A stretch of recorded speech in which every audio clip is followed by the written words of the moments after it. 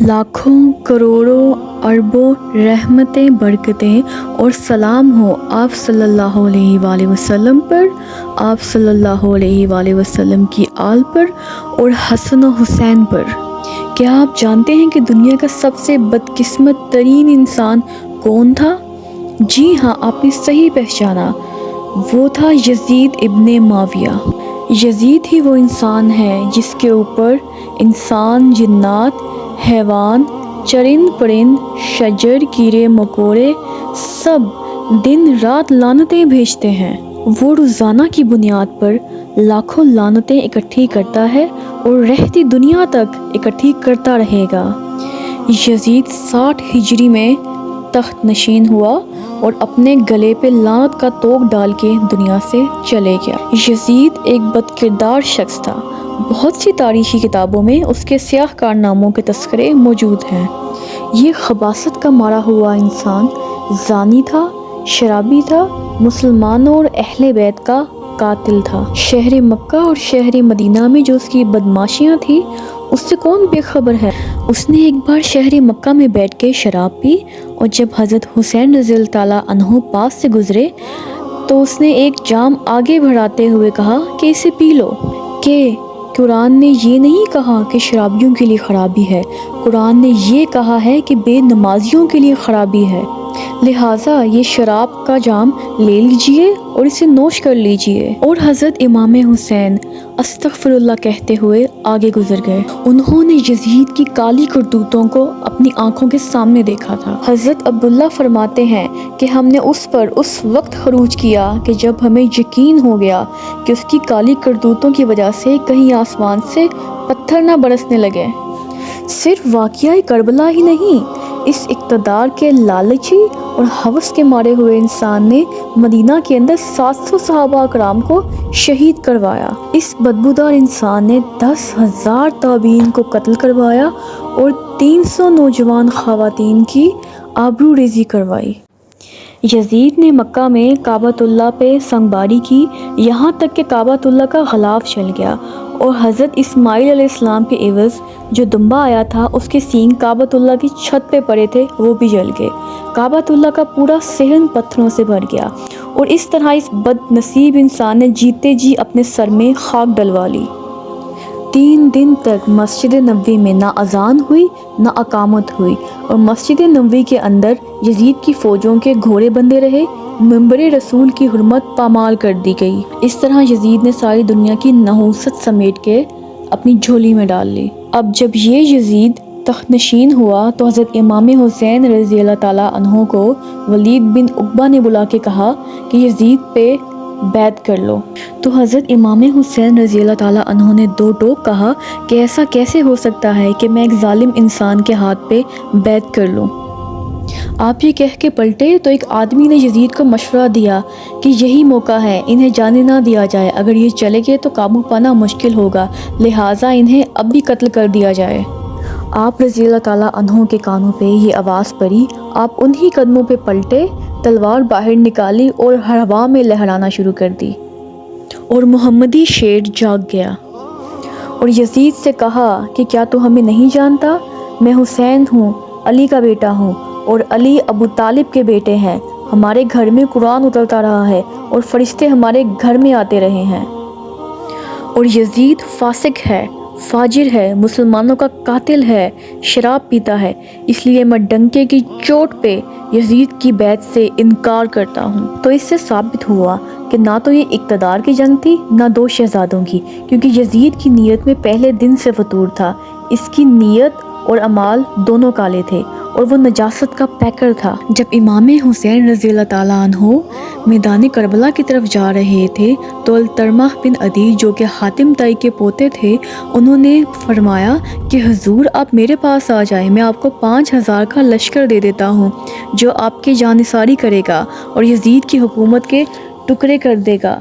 تو حضرت امام حسین رضی اللہ تعالیٰ عنہ نے فرمایا کہ نہیں، میں کسی اور مقصد سے جا رہا ہوں۔ تو اس سے یہ ثابت ہوا کہ یہ ایک اقتدار کی جنگ نہیں تھی۔ اصل میں امام حسین رضی اللہ تعالیٰ عنہ نے یزید کا مکروہ چہرہ امت کے سامنے لے کے آنا تھا کہ یہ وہ ظالم شخص ہے جو گندے مالوں کی ٹوکری اپنے سر پہ اٹھائے پھر رہا تھا۔ اور یہ ثابت کرنا تھا کہ یہ وہ شخص ہے جس کے بارے میں میرے نانا نے یہ خبر دی تھی کہ بنو امیہ کا ایک ظالم شخص میری سنت کو بدلے گا۔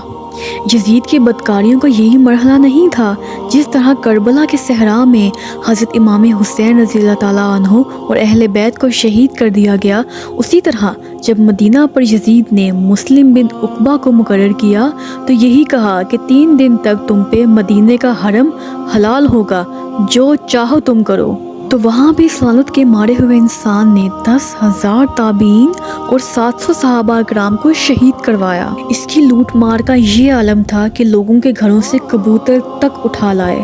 ایک صحابی جو کہ حضور کے علمبردار تھے، فتح مکہ کے موقع پر ان کو ستو پلائے گئے اور کہا کہ یہ وہ ستو ہے جو تم آخری بار پی رہے ہو، اور یہ کہہ کر ان کے گردن کاٹ دی گئی۔ شامی فوج ایک گھر میں داخل ہوئی تو ایک عورت کے ہاں ابھی بچہ پیدا ہوا تھا جو ماں کا پہلا دودھ پی رہا تھا، تو وہ کہنے لگے کہ نکالو تمہارے پاس جو کچھ بھی ہے ہمارے حوالے کر دو۔ تو اس خاتون نے کہا کہ کیا تم جانتے ہو یہ بچہ کس کا ہے؟ تو انہوں نے کہا ہم نہیں جانتے۔ تو اس خاتون نے کہا یہ ان صحابہ کا بچہ ہے جنہوں نے بیت الشجرہ کے موقع پر حضور کے ہاتھ پر بیعت کی تھی۔ انہوں نے اس چیز کا بھی لحاظ نہیں کیا اور کہا کہ جو کچھ بھی ہے ہمیں دو، ورنہ ہم اس بچے کو نہیں چھوڑیں گے۔ تو اس عورت نے اپنے بچے سے کہا کہ بیٹا میرے پاس کوئی قیمتی سے قیمتی چیز بھی ہوتی تو میں تجھ پر قربان کر دیتی۔ تو ایک سپاہی آگے ہوا، اس نے بچے کو ٹانگ سے پکڑا اور پٹک کے دیوار کے ساتھ مارا کہ بچے کا سر پھٹ گیا اور بھیجا باہر آ گیا۔ یزید کی بدکاریوں کی داستان پوری رات بھی سنائی جائے تو رات ختم ہو جائے گی، لیکن اس کے ظلم کے قصے ختم نہیں ہوں گے۔ ایک غموں کی بستی دل میں بسائے ہوئے یہ قافلہ کوفے کی جانب کس حالت میں چل رہا تھا، یہ ہم تصور کرنا چاہیں بھی تو نہیں کر سکتے۔ عرب کی گرمی، تپتی ریت، پانی اور خوراک کی قلت، لمبا سفر کیسے کٹا ہوگا؟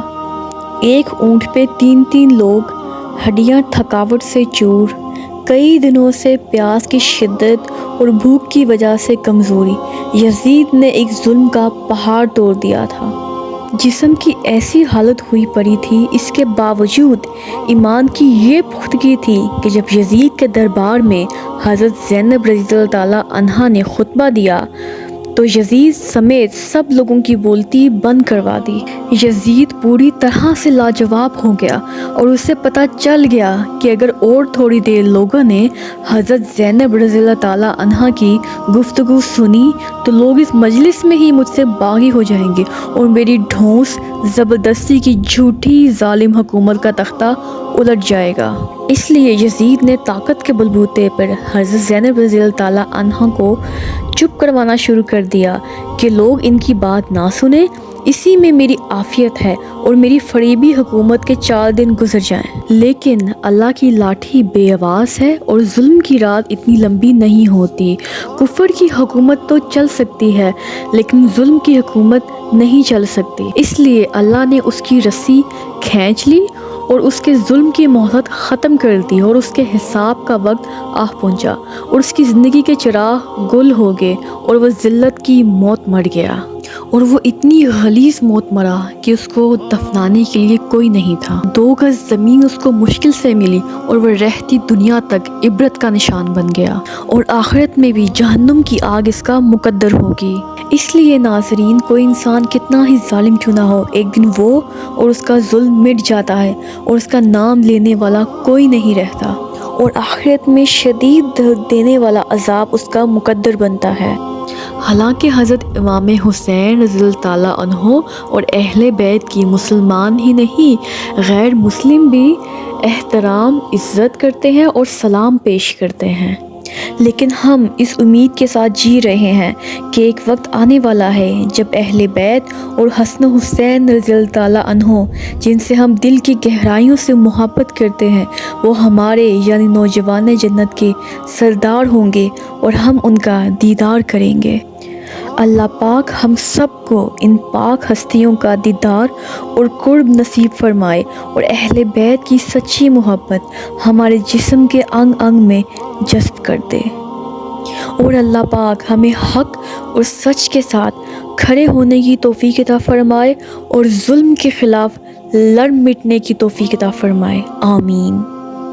اگر آپ کو یہ ویڈیو پسند آئی تو اپنے دوستوں کے ساتھ شیئر کریں اور لائک کریں، سبسکرائب کریں۔ اللہ حافظ۔